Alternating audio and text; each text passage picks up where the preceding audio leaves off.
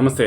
తమిళనాడు ప్రభుత్వం డీలిమిటేషన్ పైన అలాగే హిందీ లాంగ్వేజ్ పైన దక్షిణ భారతదేశంలోని యాంటీ బీజేపీ పార్టీలన్నింటికీ ఆహ్వానం పంపింది.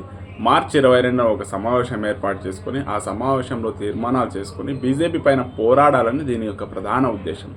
గతంలో ఇలాగే కేసీఆర్ గారు కూడా అన్ని రాష్ట్రాల్లోనూ అంటే మహారాష్ట్రలోనూ ఇటు మన ఆంధ్రప్రదేశ్లోనూ బీఆర్ఎస్ పార్టీ పెట్టి బీజేపీ పైన పోరాడతాం నేనే పీఎం అభ్యర్థి అనే విధంగా ప్రచారం చేశారు. అంటే కేవలం బీజేపీని బెదిరించాలా లేదా వాళ్ళపైన గెలవాలన్న ఒక ఉద్దేశంతో. ఎన్నికలు అయిపోయిన తర్వాత కేసీఆర్ గారు ఎక్కడున్నారో తెలీదు.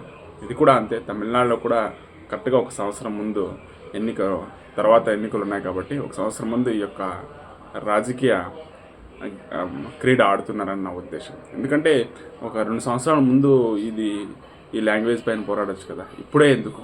కేవలం ఎన్నికలే ప్రధాన కారణం. Thank you.